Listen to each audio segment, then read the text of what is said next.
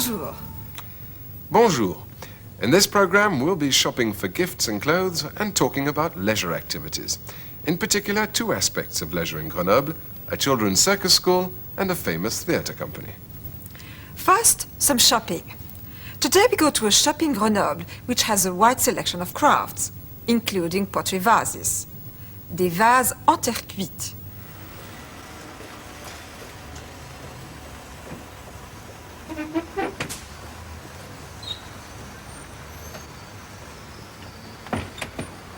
Bonjour madame. Bonjour madame. Qu'est-ce que vous avez comme vase en terre cuite? Nous avons beaucoup de choix. Vous cherchez quoi exactement? Un vase assez simple. Comme celui-ci par exemple, à 100 francs? Celui-ci. Celui-ci.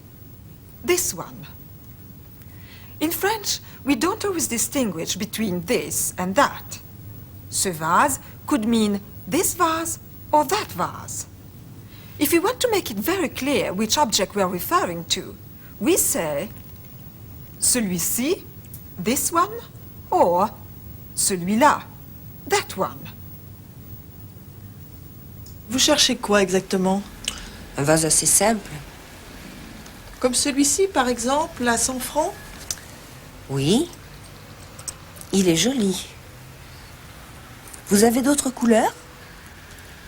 Oui. Celui-ci en blanc? Ou celui-là en bleu? Celui-ci and celui-là are used if what you're talking about is masculine. In this case, un vase. But things are slightly different for feminine objects. If you're pointing out a rose, une rose, for example, you would say cette rose, meaning this rose or that rose. But if you are comparing two roses, you would say celle-ci, this one, or celle-là, that one. Vous aimez cette rose? Je préfère celle-ci. Vous aimez ce vase? Je préfère celui-là. Now back to the shop. The customer was offered a choice between a white vase and a blue one. She likes the blue one, but it's a bit too big. Un peu trop grand. So she asks for one which is smaller. Plus petit. To ask for something bigger, say plus grand. Vous en avez un plus grand, s'il vous plaît. Vous en avez un plus petit, s'il vous plaît. Le bleu est joli. Mais il est un peu trop grand. Vous en avez un plus petit? Oui.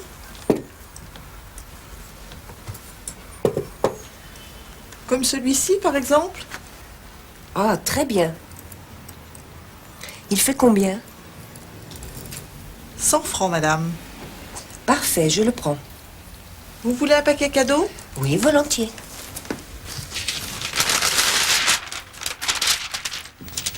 Un paquet cadeau. A lot of French shops will gift wrap things for you at no extra charge. Our next scene is in a smart and expensive clothes shop.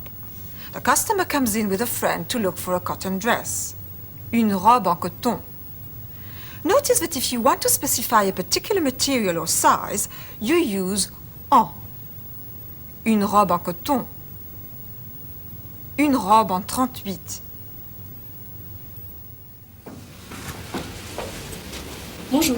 Bonjour mesdames. Bonjour. Que désirez-vous? Je cherche une robe en coton, s'il vous plaît. Elles sont ici. Merci.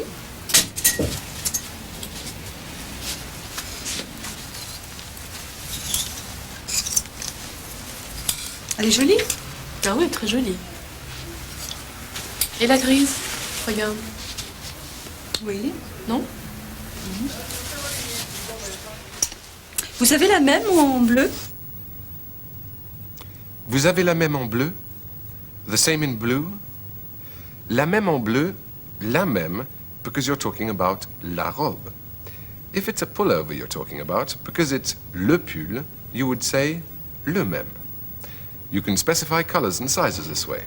For example, le gris, le vert, le petit, le grand. And if it's something feminine, you can say la grise, la verte, la petite, la grande. The friend in the shop says la grise, meaning la robe grise. And as you'll see in a minute, she says la beige, meaning la robe beige. Et la grise? Regarde. Oui. Non? Vous avez la même ou en bleu? Non, je ne l'ai pas en bleu. Je l'ai en vert, en rouge, mais pas en bleu. Et la beige? Ah oui. Vous l'avez en 38? Oui, c'est une taille 38. Vous l'avez en 38? Do you have it in 38?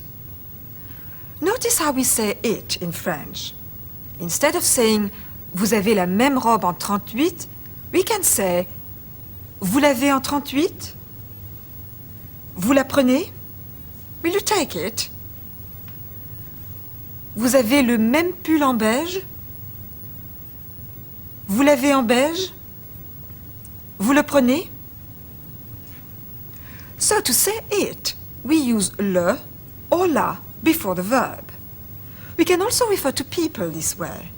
Le can mean him, la can mean her. This can make life a bit confusing. Je l'aime can mean I love him, I love her, or I love it, depending on the context, of course. Watch out for more examples of this at the end of the scene in the clothes shop. But first, have another look at the scene so far. Bonjour. Bonjour, mesdames. Bonjour. Que désirez-vous? Je cherche une robe en coton, s'il vous plaît. Elles sont ici. Merci.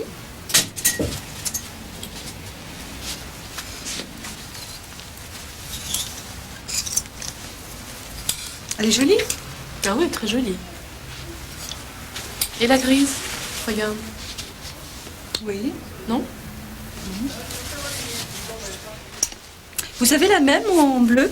Non, je ne l'ai pas en bleu. Je l'ai en vert, en rouge, mais pas en bleu. Et la beige? Ah oui. Vous l'avez en 38? Oui, c'est une taille 38. Je vais vous l'essayer? Oui, s'il vous plaît. Merci. Allez-y.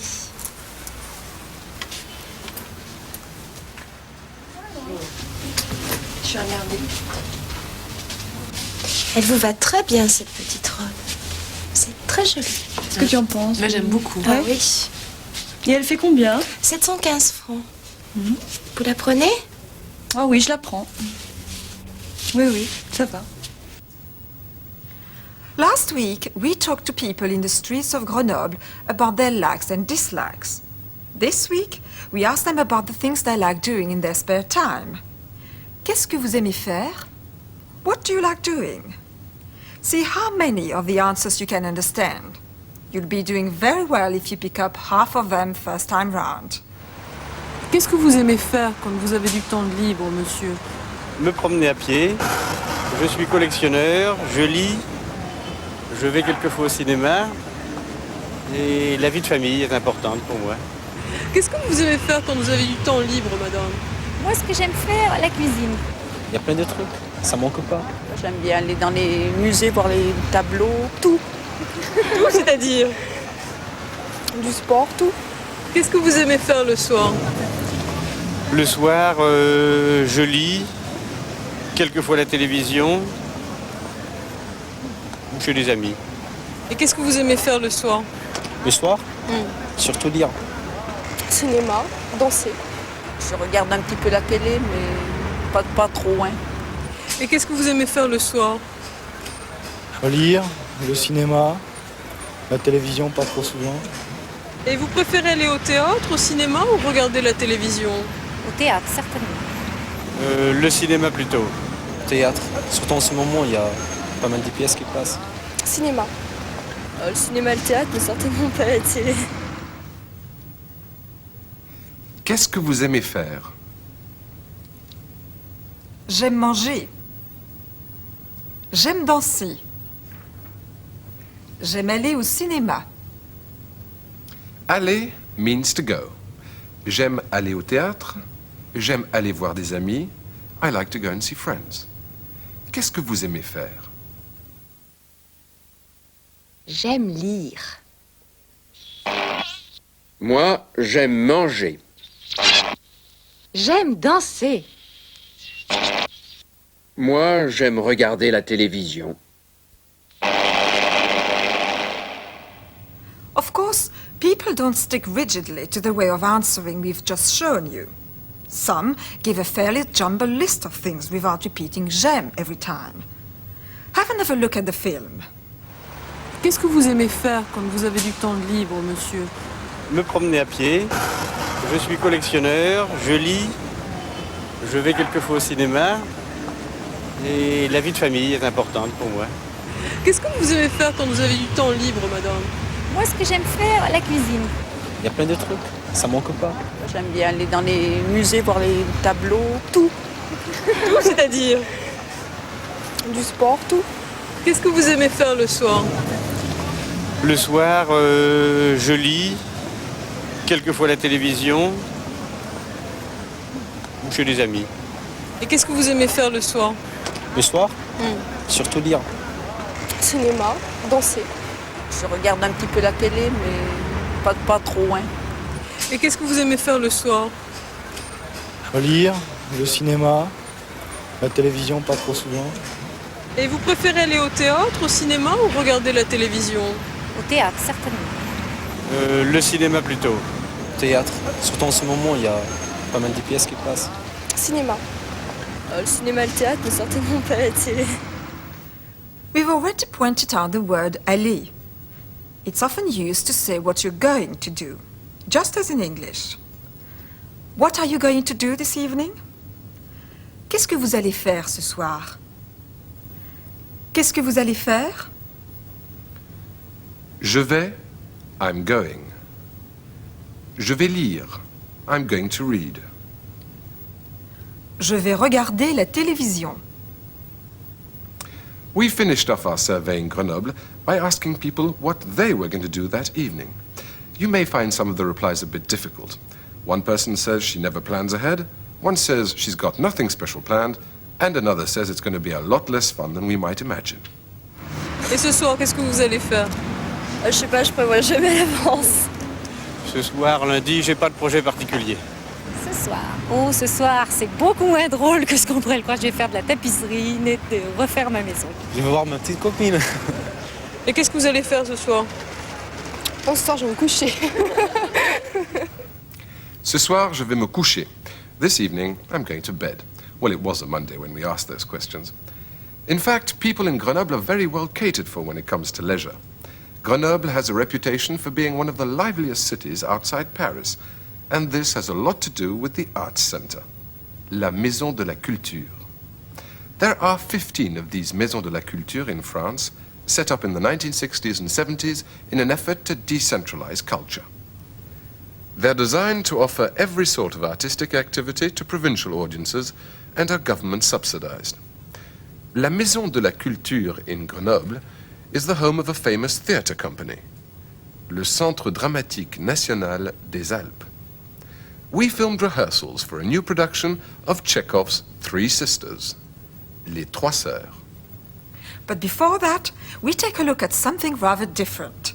A circus school. L'école du cirque, where children are rehearsing circus acts for a show they will give to parents and friends.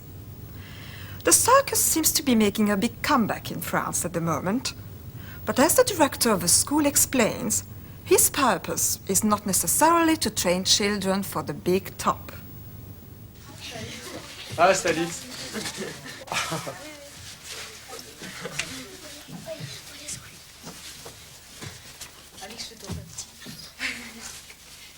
Bonjour. Bonjour. Tout le monde va bien? Oui. Aujourd'hui, on fait un bon échauffement. un petit peu d'assouplissement et ensuite entraînement libre. Chacun sa discipline. Allez, debout. Vous courez dans tous les sens, on ne se suit pas. Allez-y. De partout. On essaye de ne pas trop se rentrer dedans. Évitez les autres. Attention pour se coucher sur le dos, sans se faire mal quand même, vous jetez pas trop. La petite école du cirque de Grenoble a 4 ans. Les 140 enfants qui viennent ici ont entre 3 et 15 ans. Doucement, doucement, doucement. Top! Je vais accélérer. Rallongez-vous. Au début, je vous laisse bien le temps. Après, ça va être plus rapide. Déroulez bien le dos. Attention. Très peu de ces enfants vont faire les métiers du cirque plus tard, mais à l'école, on leur montre des techniques qu'ils ne peuvent pas apprendre ailleurs. Du monocycle, de l'acrobatie, du jonglage. André, vous êtes l'organisateur et le responsable de cette école du cirque à Grenoble. Est-ce que vous-même, vous avez eu une formation au métier du cirque? Non, aucune au départ. J'ai eu une formation de professeur d'éducation physique, mais j'ai toujours été passionné de cirque. Je me souviens très bien, je ne ratais jamais une émission télévisée sur le cirque quand j'étais petit. C'était ma passion que je n'ai pas pu exprimer finalement, et j'y suis revenu beaucoup plus tard, après le professorat d'éducation physique. Et comment est-ce que vous avez appris vous-même? J'ai appris beaucoup de choses tout seul. Je cherchais finalement une activité pour les enfants. J'avais remarqué que les enfants n'avaient pas tellement d'activités sportives en dehors de l'école. Et j'avais envie surtout de trouver une activité où ils puissent se détendre autant que s'entraîner. C'est-à-dire trouver quelque chose de motivant pour l'enfant, et le cirque répond beaucoup à ceci. Il y a pourtant des qualités essentielles à l'apprentissage. Moi, je regarderais des qualités physiques telles que la force et la souplesse, avant tout. Avant de regarder même la connaissance des mouvements. Je préfère un enfant qui a de la force et de la souplesse et qui ne sait rien faire, à un enfant qui a déjà fait 3 ans de gym mais qui n'a ni force ni souplesse. Doucement.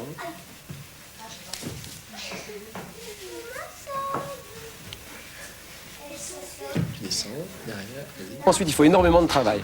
Dans la salle, on a ce cas, il y a des enfants qui sont doués comme Pierre, très doués pour le jonglage, il apprend très vite, mais en plus il travaille. C'est-à-dire qu'il va devenir très bon jongleur. Et est-ce que vous pensez que vous les préparez au métier du cirque, ces enfants? Je pense qu'il y en aura 2 ou 3 sur plusieurs centaines qui feront peut-être un jour un spectacle dans un vrai cirque.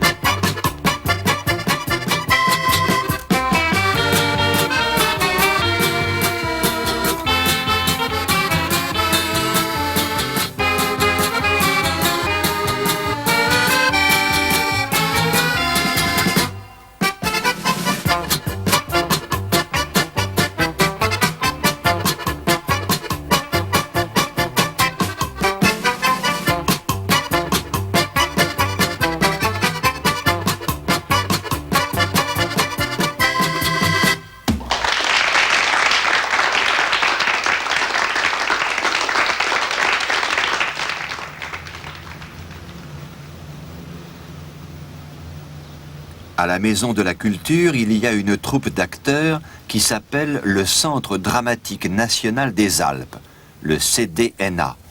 Elle est très connue en France et donne de nombreux spectacles à Grenoble et ailleurs. Pour l'instant, les acteurs sont en répétition.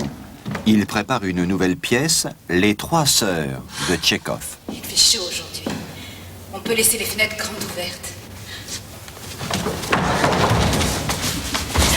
Mais les boulots n'ont pas encore de feuilles. Nommé général de brigade, notre père avait quitté Moscou il y a 11 ans de cela. Mais je m'en souviens parfaitement.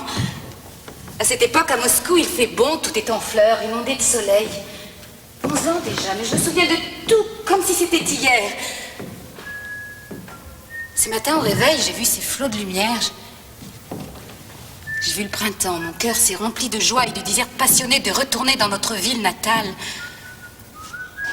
Arrête, machin! Comment peux-tu siffler? Ariel Garcia Valdés, qui s'occupe de la mise en scène, est aussi acteur au CDNA. Les Trois Sœurs marquent ses débuts de metteur en scène. Il parle de la troupe et de son histoire.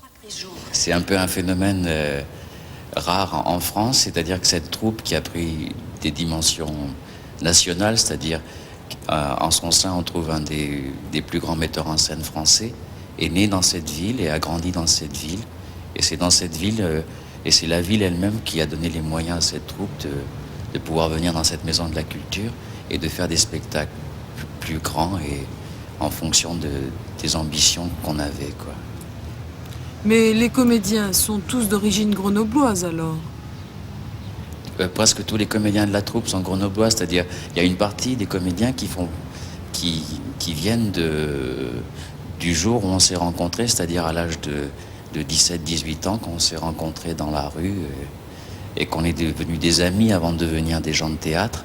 Mais maintenant ça a changé un peu, c'est-à-dire il y a toujours ce noyau et puis il y a des comédiens de Paris qui viennent faire renforcer la troupe et en même temps cela permet de se changer, quoi, d'être moins sur des habitudes. Ça t'aiderait pour le truc et ça permettrait de relancer. Hein? On pourrait essayer ça, d'accord? Mais Lily... Tchekhov est un auteur difficile à interpréter. Pourquoi donc avoir choisi de débuter avec Les Trois Sœurs?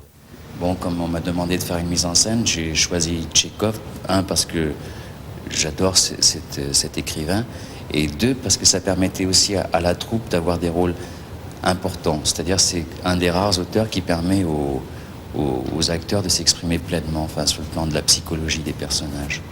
Retrouver la vitesse, tu sais, la vitesse que tu avais à un moment donné. Uniquement... Olga est le personnage principal. Le rôle est interprété par Annie Perret. Elle parle de la pièce et de ses difficultés. Quand on parle de Tchekhov, on parle toujours de nostalgie. C'est-à-dire le ton tchékovien, c'est un peu la nostalgie, la tristesse, ce qu'on ne peut pas faire et on s'est résigné à être ce qu'on est. Et enfin, à notre avis, c'était vraiment différent. C'était que, au contraire, c'était des gens qui souffraient d'être trop pleins de quelque chose qu'ils n'arrivaient pas à réaliser. Et je pense que c'était aussi l'idée d'Ariel sur tous les personnages. Et Olga, moi, je la voyais tout à fait comme ça. C'était quelqu'un qui supporte absolument pas que les gens la voient vieillir alors qu'elle, elle se sent pas du tout comme ça parce qu'elle n'a rien fait et qu'elle a l'impression qu'elle a encore tout à faire, quoi. Enfin, c'est un peu ça, voilà. La difficulté, c'est un peu ça. Je me sens plus jeune qu'hier, je n'ai que 28 ans après tout. Tout va bien, comme Dieu le veut. Il me semble que si je me mariais, si je restais toujours à la maison, ça irait mieux. J'aurais aimé mon mari. Des acteurs professionnels qui préparent une grande pièce, des enfants qui apprennent les rudiments du cirque, contraste et diversité. Le dynamisme de la vie culturelle à Grenoble est reconnu partout en France.